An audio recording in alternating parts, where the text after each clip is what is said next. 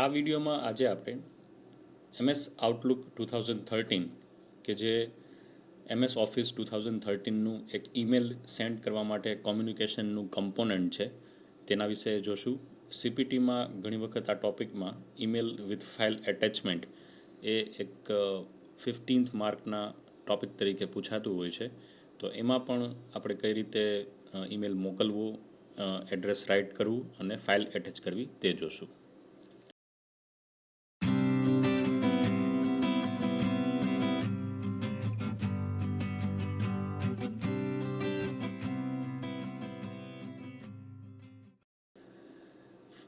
Friend, screen ઉપર તમે જે રીતે જોઈ શકો છો, MS આઉટલુક 2013 ઓપન કર્યા પછી ફર્સ્ટ સ્ક્રીન તમને આ રીતે દેખાય છે કે જેમાં લેફ્ટ મોસ્ટ સાઈડમાં inbox, draft, sent items, deleted items અને જંક ઈમેલ, આઉટપુટ અને RSS ફીડ અને સર્ચ ફોલ્ડર્સ બતાય છે. હવે આપણે ઉપયોગી હોય એવા કયા કયા કમ્પોનન્ટ છે તો એ જોઈએ. તો એ બધા છે તમારે જ્યારે નવો ઈમેલ લખવો હોય અથવા તો તમારો કોઈ ઈમેલ આવે તો કયા ઇનબોક્સમાં પડ્યો રહે, તમે જે ઈમેલ મોકલો તો એ સેન્ડ કયા ફોલ્ડર્સમાં થાય અથવા તો PSTમાં થાય, તે અહીંયા જોવા મળે છે. આપણે નવો ઈમેલ લખવો હોય તો આ ન્યૂ ઈમેલ કરીને ઓપ્શન છે. જેવી રીતે આપણે નોર્મલ જીમેલ અથવા તો યાહુમાં કમ્પોઝ ઈમેલ નામનો ઓપ્શન હોય છે, એ રીતે આઉટલુકમાં ન્યૂ ઈમેલ ઓપ્શન હોય છે. ન્યૂ ઈમેલ કરો તમને એટલે આવી બ્લેન્ક સ્ક્રીન આવી જાય છે. હવે અહીંયા સેન્ડવાળો ઓપ્શન છે, ટુ અને CC છે. તો ટુમાં શું આવશે? રેસિપિયન્ટને તમારે ઈમેલ મોકલવો છે સામી વ્યક્તિનું, તો એ આવશે. આપણે એક એક્ઝામ્પલથી બધા લેટરના ફોર્મેટ અથવા તો કોમન લેટર ફોર્મેટ જોઈએ છીએ, તો એ એક જોશું અને સાથે સાથે બધા લેટરના ડેટ, પછી એનું એડ્રેસિંગ, પછી તેનો સબ્જેક્ટ લાઇન કઈ રીતે લખવી એ પણ આપણે જોશું. અહીંયા જે રીતે તમે જુઓ છો, ટુમાં આપણે અત્યારે કોઈ એક રેન્ડમ એડ્રેસ એવું લખી લીધું છે કે abcdxyta@gmail.com, રાઈટ. તો આ રીતે તમે એડ્રેસ લખી શકો છો. હવે આપણે એક ફરીથી બીજું એડ્રેસ લખીએ, xyzabc@yahoo.co.in. હવે આટલું લખ્યા પછી કદાચ જો તમારે નીચે અંડરલાઇન ન આવે તો Ctrl-K ઓપ્શન એક હોય છે તે જેનાથી ઈમેલ એડ્રેસ વેરીફાઈ થઈ અને નીચે લાઇન આવી જાય છે. તો Ctrl-K ઓપ્શન એક યાદ રાખવો. CC એટલે કોપી ટુ. હવે જેને આપણે ઈમેલ મોકલીએ છીએ એની જાણમાં રહે એવા કોપી ટુ એટલે બીજા કોઈ પણ one@gmail.com, રાઈટ. આ રીતે લખી નાખીએ toemail@gmail.com. તો આ ખાલી જાણ માટે છે અને આપણે એડ્રેસ કોને કરીએ છીએ? XYZ ABC ને. સબ્જેક્ટ લાઇન અહીંયા લખી શકીએ આપણે કે બિઝનેસ લેટર. હવે આ તમે અહીંયા જે 3 લાઇન જે એક્ઝામ્પલની જોવો છો તમે, તો એ તમે અહીંયા શરૂઆતમાં લખી શકો છો કે XYZ. હંમેશા જ્યારે ઉપરની બાજુ જમણી તરફ જે હોય છે એ પ્રેષક હોય છે. પ્રેષક મીન્સ સેન્ડર હોય છે, જે તમે મોકલતા હો એ વ્યક્તિનું પોતાનું નામ મીન્સ તમારું નામ. તો અહીંયા XYZ તમારું નામ તમે લખી શકો. એડ્રેસ લાઇન 1, અહીંયા તમે કોઈ સિટીનું નામ અને નીચે ડેટ કોઈ પણ ફોર્મેટમાં લખી શકો છો. હવે આટલું સિલેક્ટ કર્યા પછી તમારે એને તમારી હાર્ડ કોપીમાં કદાચ CPTમાં આપેલું હોય તો તેને ડાબી બાજુ ખસેડવું હોય તો શિફ્ટ સાથે અથવા તો કર્સરના માઉસ આટલું સિલેક્ટ કરી અને અહીંયા ઓપ્શન આપેલો હોય છે ઇન્ક્રીઝ ઇન્ડેન્ટ કરીને. એને તમે એકવાર દબાવશો અથવા તો ટેબથી પણ આ વસ્તુ કરી શકો. 1, 2, 3 તો આ રીતે તમે કરી અને એને રાઇટ મોસ્ટ સાઈડ જે ઈમેલના ફોર્મેટ પ્રમાણે તમે એને લઈ જઈ શકો છો.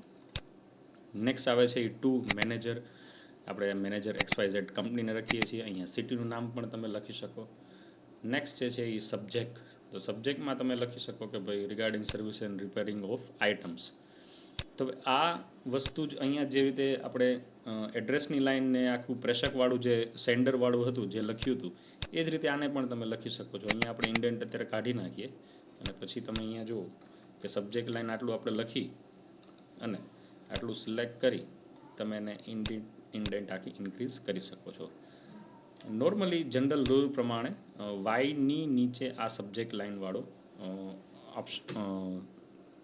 ટાઇટલ શરૂ થતું હોય છે. નેક્સ્ટ જે છે એ તમારું સંબોધન છે, રિસ્પેક્ટેડ સર.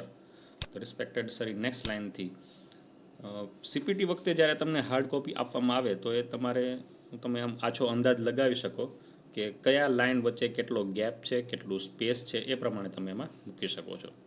તો અહીંયા એક લાઇનનું કદાચ આપણે ગેપ રાખીએ અને પછી રિસ્પેક્ટેડ સર એ એડ્રેસિંગ કરીએ, સંબોધન કરીએ, ત્યારથી આ અલ્પવિરામ પછી નીચેથી જ આપણે આ પેરેગ્રાફની સ્ટાર્ટિંગ રાખીએ. અહીંયા કન્ટેન્ટ માટે ખાલી આપણે ABCD લખી દીધેલી છે, તો એ આખું સિલેક્ટ કરી શકીએ. અને મેન્યુઅલી આપણે અહીંયા તમારો જે ફકરાની લાઇન હોય બીજા ફકરાની લાઇનને મળતો આવે એવો પ્રયત્ન કરવો કે જેથી તમારું લખાણ એકદમ સુઘડ દેખાય. તમે બુલેટ્સ એન્ડ નંબરિંગ પણ આમાં મૂકી શકો છો. લાસ્ટમાં thanks in advance. Bullets and numbering તમારું ક્યાંથી થશે કે આઇટમ્સ 1 અને 2 હોય તો અહીંયા આપણે બુલેટ્સ લાઇબ્રેરી છે અને ડોક્યુમેન્ટ બુલેટ્સ પણ છે, તમારું 1, 2, 3 વાળું પણ નંબરિંગ લાઇબ્રેરી પણ છે, તો એ તમે સીધું એટેચ કરી શકો છો. થેન્ક્સ ઇન એડવાન્સ લખી અને યોર્સ ફેથફુલી ABC. હવે આ જે વસ્તુ આપણે અહીંયા મિસ્ટર XYZ ABCમાં કરી, આ તો મેં અત્યારે ઇન્ડેન્ટ આપી દીધેલું છે, આપણે એકવાર ઇન્ડેન્ટ કાઢીને જોઈએ. તો આ કઈ રીતે લખવું એ તમે જુઓ. ખાલી તમે સિમ્પલી પહેલાં આ યોર્સ ફેથફુલી અને ABC આ તો લખી નાખ્યું. પછી તમારે જે વસ્તુ આ ABC ધારો કે આપણે એકદમ એની નીચે જ જોઈએ છે, તો આઈધર તમે ટેબ આપી શકો અથવા તો સ્પેસથી પણ એને લઈ જઈ શકો. આપણે સ્પેસથી અત્યારે લઈએ તો એકદમ મિડમાં આવશે. પછી આ સિલેક્ટ આટલું કરી યોર્સ ફેથફુલી ABC એ સિલેક્ટ કરી અને ઇન્ક્રીઝ ઇન્ડેન્ટવાળું ઓપ્શન ફરીથી કરીએ અને આ લાઇનની જ લાઇનમાં સીધું તમને આવી જાય. તો તમે સીધું અહીંયા ફોર્મેટ તમે જુઓ એકદમ વ્યવસ્થિત દેખાશે. હવે વાત આવી ફાઇલ એટેચમેન્ટની. નોર્મલ માઇક્રોસોફ્ટ સાથે જોડાયેલા સર્વરમાં તો આ હોય જ છે, પણ CPTમાં પણ જ્યારે ઉપયોગી થાય તો એ જોઈએ કે ઇન્સર્ટમાં અથવા તો મેસેજમાં જ આ અટેચ ફાઇલ ઓપ્શન અહીંયા આપેલો હોય છે. એ એટેચ ફાઇલ કરીને અત્યારે આપણે એક ફાઇલ એક્ઝામ્પલ તરીકે એટેચ કરીએ. એક્ઝામ વખતે તમને ફિઝિકલ કોપી અથવા તો ડેસ્કટોપ પર ફાઇલ આપેલી હોય અથવા તો ડિઝાઇડ પાથ ઉપર આપેલી હોય, C ડ્રાઈવમાં આપેલી હોય, કોમ્પ્યુટરના કોઈ ડ્રાઈવમાંથી એમ કીધું હોય, ફાઇલનો ટાઈપ પણ કીધું હોય કે ધારો કે JPG ફાઇલ આ સાથે એટેચ કરો. આપણે અત્યારે JPG ફાઇલ એક એટેચ કરી અને તેને આમાં ઈમેલ સાથે એટેચ કરીએ. તો આ એટેચ ફાઇલ આપણે જેવું કરીએ ઇન્સર્ટ કરીએ એટલે આ તમારું PNG ફાઇલ જે છે ઇમેજની એ તમારી આ સાથે એટેચ થઈ જાય છે.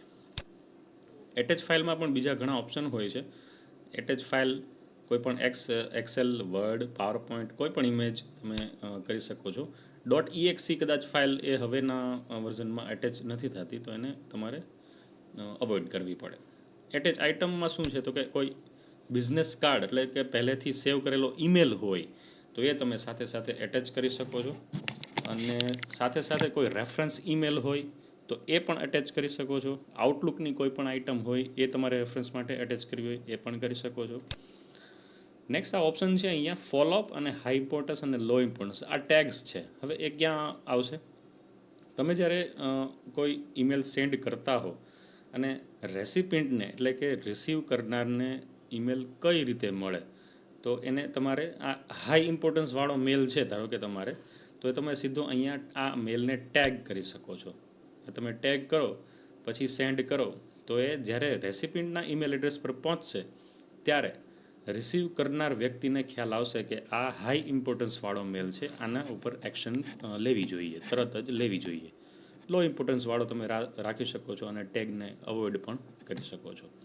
એડ્રેસ બુક કયું છે, તમારી પાસે ઘણા બધા કોન્ટેક્ટ્સ હોય અને બધાના ઈમેલ એડ્રેસ તમારે કોઈ સાચવી રાખવા હોય તો આઉટલુક એ ફેસિલિટી આપે છે એડ્રેસની, કોન્ટેક્ટ્સની, જેવી રીતે આપણા મોબાઈલ ફોનમાં પણ હોય છે. એ એડ્રેસ બુક તમે પોતે એમાંથી એડ કરી શકો છો અથવા તો ઈમેલ અથવા તો નામના આધારે તમે કોઈ વ્યક્તિના અથવા તો જે તે કંપનીના વ્યક્તિના હોદ્દા પ્રમાણે તમે એના નામ સર્ચ કરાવી અને એનું ઈમેલ આઈડી તમે મેળવી શકો છો.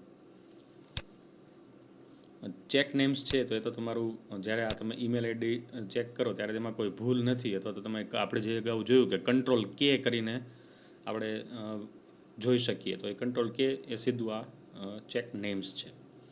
બાકી બધા જે ઓપ્શન્સ છે એ તમે જ્યારે બધા જ વર્ડ અને પાવર પોઈન્ટ આપણે જોયું તો એમાં બધામાં ટેબલના ઓપ્શન છે. અહીંયા પિક્ચર્સ તમે એડ કરી શકો છો કોઈ પણ જગ્યાએ, શેપ્સ તમારા એડ થઈ શકે છે, સ્માર્ટ આર્ટ જે રીતે એક્સેલમાં આપણે પ્રોડક્ટ સાયકલને ફ્લો ચાર્ટ માટે જે હોય ચાર્ટ આપણે સાદો એડ કરી શકીએ છીએ, સ્ક્રીનશોટ તમે એટેચ કરી શકો છો, કોઈ બુકમાર્ક હોય તો એ એટેચ કરી શકો છો, ટેક્સ્ટ બોક્સ સીધું અહીંયા એટેચ કરવું હોય તો એ તમે વર્ડની જેમ જ અહીંયા એને ફોર્મેટ કરી શકો છો. વર્ડ આર્ટનું તમારે સીધું ફોર્મેટ કરવું હોય તો એ પણ તમે કરી શકો છો.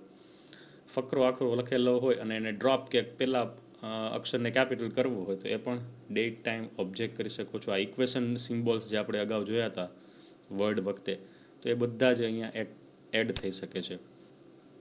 ઓપ્શન્સમાં એક બે વસ્તુ જાણવા જેવી છે. આઉટલુકમાં પણ અહીંયા થીમ આપે છે. તમે કોઈ પણ થીમ અહીંયા જો ડિસાઇડ કરી શકો છો. અહીંયા નીચે તમે ફોર્મેટ જોતા જશો. સ્લાઇસ છે, રિટ્રોસ્પેક્ટ છે, ઓર્ગેનિક છે, WISP છે, રાઈટ. કોઈ વખત કે ભાઈ થીમ આ રાખી દો, તો થીમ લોન અથવા તો ઓફિસ અથવા તો ફેસેટવાળી હોય તો એ થીમ તમે એપ્લાય કરી શકો છો. પેજનો કલર કંઈ તમારે જુદો કરવો હોય તો આ પેજનો કલર એ તમારો સીધો જુદો થાય છે. અહીંયા ફોન્ટમાં કંઈ તમારે અલગથી કરવું હોય, ઇફેક્ટ આપવી હોય. હવે એક BCC વાળો ઓપ્શન હોય છે, તો એ BCC વાળો ઓપ્શન કદાચ તમારે ન હોય તો અહીંથી તમે એડ કરી શકો છો. અહીંયા જુઓ તમે આ BCC વાળો ઓપ્શન અહીંયા શો ફીલ્ડ્સમાંથી સીધો તમે લઈ શકો છો. પહેલાં અપિયર નહોતો, આપણે જેવું પ્રેસ કર્યું એટલે BCC વાળો ઓપ્શન એમાં અવેલેબલ થઈ જાય છે. નેક્સ્ટ જે છે એ તમારું ફોર્મેટ ટેક્સ્ટ છે. આપણે અત્યારે એકદમ જે જરૂરી છે એ જ આપણે બેઝિક મેનુ જોઈ લઈએ છીએ. નેક્સ્ટ જે છે એ બધા તમારા બોલ્ડ ઇટાલિક, પછી સબસ્ક્રિપ્ટ, સુપરસ્ક્રિપ્ટ, ત્યારબાદ અહીંયા કલર્સના, પછી ફોન્ટનો કલર, પછી તમારા સેન્ટેન્સમાં lower case, upper case, capitalise each word, toggle case, એ બધા ઓપ્શન છે. તમે ફોન્ટની સાઇઝ અને ટાઈપ બંને અહીંથી બદલાવી શકો છો. HTML પ્લેન ટેક્સ્ટ અને રીચ ટેક્સ્ટવાળા ફોર્મેટ પણ અવેલેબલ હોય છે. આ બુલેટ્સ એન્ડ નંબરિંગ્સ છે. ત્યારબાદ આ શેપ, ફિલ, થીમ, કલર કંઈ તમારે ચેન્જ કરવો હોય તો એ પણ તમે કરી શકો છો. અહીંયા સ્ટાઇલ્સ ઓલરેડી આપેલી છે તો એ તમે સ્ટાઇલ સીધી અપ્લાય કરી શકો છો. ઈમેલની પણ જે રીતે બેઝિક પાવર પોઈન્ટમાં, વર્ડમાં, એક્સેલમાં જોયું તો આપણે એ રીતે અહીંયા પણ સ્ટાઇલ અવેલેબલ છે. ફોન્ટમાં સ્ટાઇલ સેટ, કલર્સ, ફોન્ટ અને પેરેગ્રાફ સ્પેસિંગ, અથવા તમને પેરેગ્રાફ લખ્યા પછી કોમ્પેક્ટ, ટાઇટ અને ઓપન, રિલેક્સ, ડબલ આ બધા કરવાનું કહે તો એ તમે અહીંથી સીધા અપ્લાય કરી શકો છો. ફાઇન્ડ અને રિપ્લેસ, કોઈ પણ વસ્તુ ફાઇન્ડ કરવી હોય, સ્પેલિંગ ફાઇન્ડ કરવો હોય, સેન્ટેન્સ ફાઇન્ડ કરવું હોય અને રિપ્લેસ કેને કરાવવું હોય, મોટો ઈમેલ હોય ત્યારે આ બધું રિક્વાયરમેન્ટ હોય તો એને ફાઇન્ડ અને રિપ્લેસથી તમે એને તમારો એ ગોતી શકો છો અને પાછું એને રિપ્લેસ પણ કરાવી શકો છો. નેક્સ્ટ જે છે એ રિવ્યૂ છે. સ્પેલિંગ અને ગ્રામર ચેકિંગ, રિસર્ચ, થિસોરિયસ, પછી ABC વર્ડ કાઉન્ટ, તમારે કોઈ સ્પેસિફિક વર્ડ કાઉન્ટમાં ઈમેલની મર્યાદા હોય તો એ તમે અહીંથી સીધો કરી શકો છો. ટ્રાન્સલેટ અને લેંગ્વેજ ઓપ્શન જે પહેલાં જ વર્ડમાં જેમ અવેલેબલ હતા તેવી રીતે આમાં પણ અવેલેબલ છે. તો મેઇન અહીંયા આપણે તમારું એટેચ ફાઇલવાળું ઓપ્શન છે. હવે આટલું કર્યા પછી તમારે જ્યારે હાર્ડ કોપીમાં જે ઈમેલ આપેલો હોય, કોમ્પ્યુટર પ્રોફેશન ટેસ્ટની વાત કરું છું, એ કર્યા પછી તમારે સેન્ડનો ઓપ્શન એ ખાસ પ્રેસ કરો. બિકોઝ સેન્ડ થયા પછી તમારું લેટર અથવા તો તમારું અટેચમેન્ટ સામે સર્વરમાં પહોંચી ગયું તેવી રીતે ગણાશે. અને CPT માટે આપણે એવું નક્કી કરીએ કે તે તમારું આખું જે ફોર્મેટિંગ થયા પછી, ફાઇલ એટેચ થયા પછી એ તમારું એટલા માર્ક્સ મેળવવા માટે તમારું કામ પૂરું થયું ગણાય. મીન્સ એ તમારું જે ઈમેલ ફાઇલ એટેચમેન્ટનો ઓપ્શન આપ્યો હોય અથવા તો જે ક્વેશ્ચન આપ્યો હોય તો તમે એને સેટિસ્ફાઈ આન્સર આપી શક્યા હોય તેવું પુરવાર થાય કે સેન્ડ કર્યા પછી જ તમારો જે ઈમેલ સેન્ડ થાય છે અને તમને માર્ક્સ મેળવવા માટે એલિજિબલ કરે છે. તો અહીંયા ફાઇલ એટેચ આપણે પણ જોયું અને 2C, BCCના બધા જ ઓપ્શન જોયા. તો આ રીતે ફોર્મેટમાં તમે લખી શકો છો. અને જ્યાં સુધી પોસિબલ હોય ત્યાં સુધી પ્રેષકનું નામ પણ લખી શકાય. 2માં કંપનીનું હોય છે, સબ્જેક્ટ તમે લખી શકો છો, પછી એડ્રેસિંગ સંબોધન હોય છે. આ બધું જ્યારે બિઝનેસ લેટર રાઇટ કરો ત્યારે પણ જરૂરી છે અને CPT વખતે જે સ્ટુડન્ટ્સ CPTની પ્રિપેરેશન કરે છે તેને માટે તો અત્યંત ઉપયોગી છે. તેને તો જ્યારે કન્ટેન્ટ સીધી આપવાની હોય છે ત્યારે તમારે એ બહુ ઝડપથી ટાઈપ કરી અને ફોર્મેટ કરી ફાઇલ એટેચ કરી અને સેન્ડ ઓપ્શન ખાસ પ્રેસ કરવાનો રહે છે. તો ફ્રેન્ડ્સ, આ રીતે આજે આપણે MS આઉટલુક 2013 કે જે તમારા નોર્મલ બિઝનેસ લેટર્સ અને બીજા ફોર્મેટ્સમાં પણ ઉપયોગી થાય છે એ વિડીયો જોયો. સીપીટીમાં પણ આ વિડીયો ઘણી રીતે ઉપયોગી થાય છે. યુટ્યુબ ઉપર અમારી આ ચેનલને લાઇક, શેર અને સબસ્ક્રાઈબ કરો. Thank you very much.